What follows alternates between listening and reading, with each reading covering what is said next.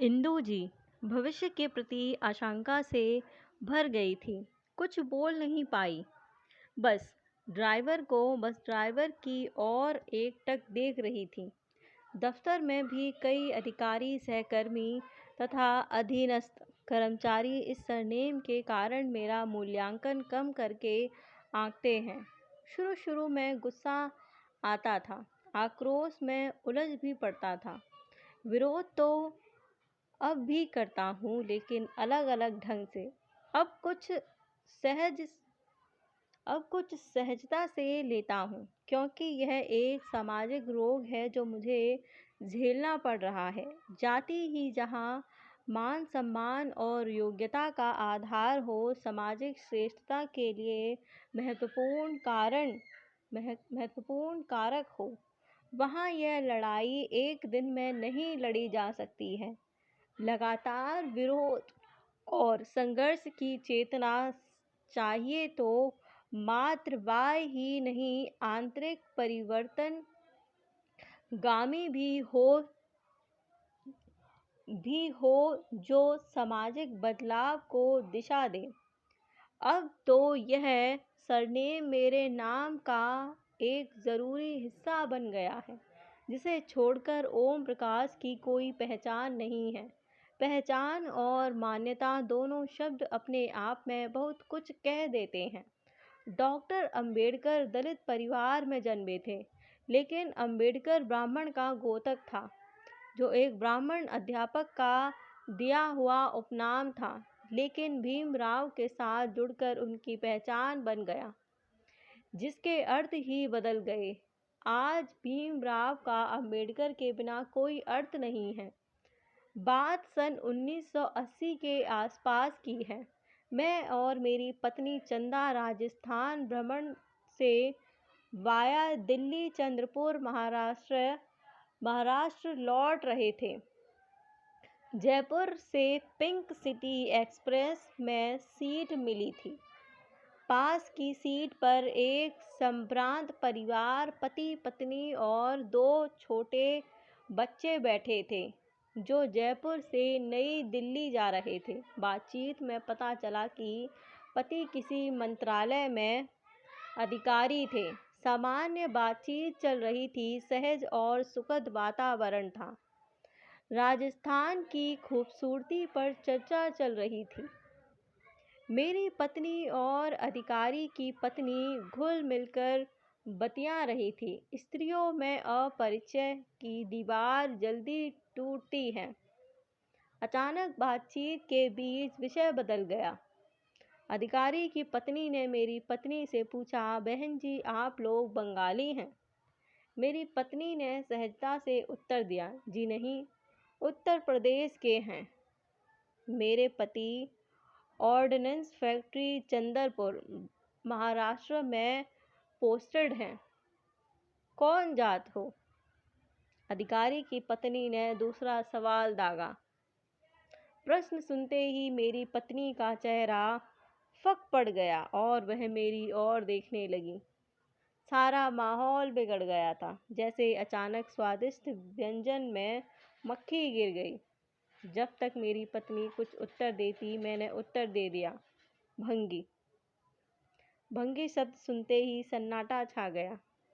रास्ते भर दोनों परिवारों में कोई संवाद नहीं हुआ। एक ऐसी दीवार बीच में खड़ी हो गई थी, जैसे हमने किसी चोर दरवाजे से घुसकर उनकी हंसी खुशी में खलल डाल दी हो। माहौल बोझिल हो गया था। बहुत तकलीफ देह हो गई थी यात्रा। ऐसी एक नहीं, अनेक घटनाएं हैं। बचपन से लेकर आज तक न जाने कितने दंश जिस्म पर ही नहीं, मन पर भी चुभे हैं। इस घृणा द्वेष के पीछे कौन से ऐतिहासिक कारण हैं? जब जब भी वर्ण व्यवस्था को आदर्श मानने वालों को हिंदुत्व पर गर्व करने वालों से पूछा, तो सीधे उत्तर देने के बजाय बात को अक्सर टाल जाते हैं या नाराज हो जाते हैं। ज्ञान की बड़ी बड़ी बातें कहेंगे, लेकिन इस सच्चाई को स्वीकार नहीं करेंगे कि आदमी को जन्म के आधार पर मानवीय मूल्यों से वंचित रखना किसी भी तरह न्याय संगत नहीं है। सवर्णों के मन में कई प्रकार के पूर्वग्रह हैं जो आपसी संबंधों को सहज नहीं होने देते हैं।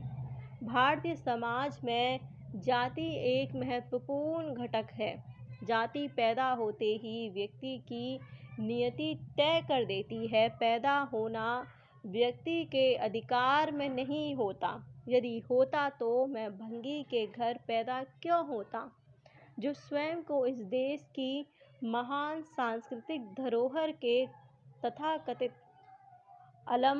अलंबरदार कहते हैं। क्या वे अपनी मर्जी से उन घरों में पैदा हुए हैं?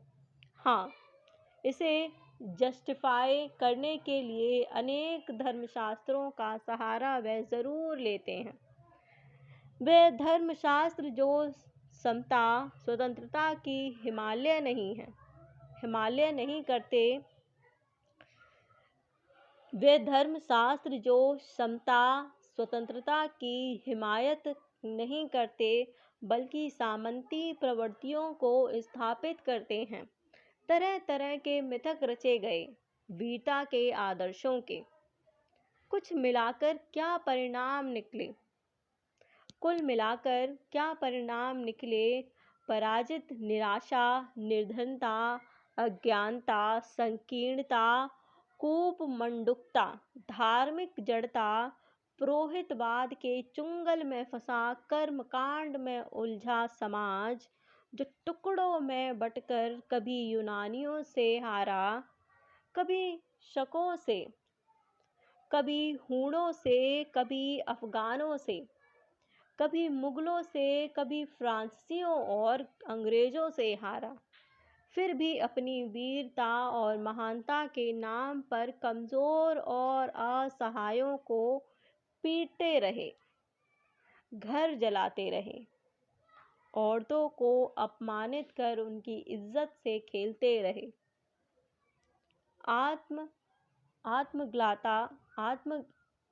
आत्मग्ला में डूबकर सच्चाई से मुंह मोड़ लेना, इतिहास से सबक ना लेना, आखिर किस राष्ट्र के निर्माण की कल्पना है? वक्त बदला है, लेकिन कहीं कुछ है जो सहज नहीं होने देता। कई विद्वानों से जानना चाहा कि सवर्णों के मन में दलितों, शूद्रों के लिए इतनी घृणा क्यों है? पेड़ पौधों, पशु पक्षियों को पूजने वाला हिंदू दलितों के प्रति इतना असहिष्णु क्यों है? आज जाति एक विशिष्ट और महत्वपूर्ण घटक है। जब तक यह पता नहीं होता कि आप दलित हैं तो सब कुछ ठीक रहता है। जाति मालूम होते ही सब कुछ बदल जाता है। फुसफुसाहटें, दलित होने की पीड़ा चाकू की तरह नस नस में उतर जाती है।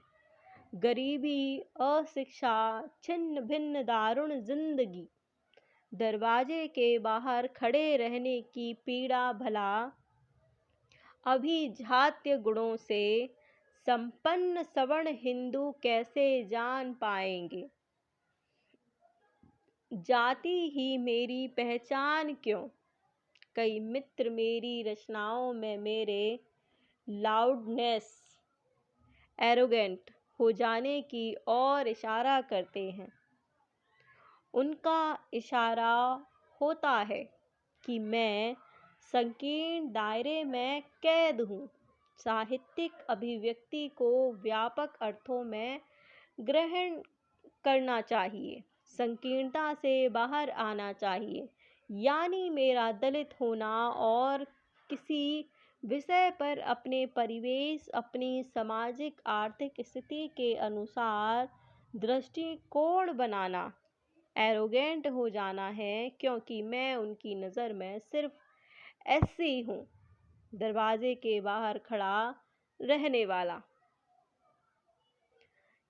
यहाँ ये भाग पूर्ण होता है और इस भाग के पूर्ण होने के साथ साथ ये आत्मकथा भी पूर्ण होती है। मेरा वीडियो देखने के लिए धन्यवाद।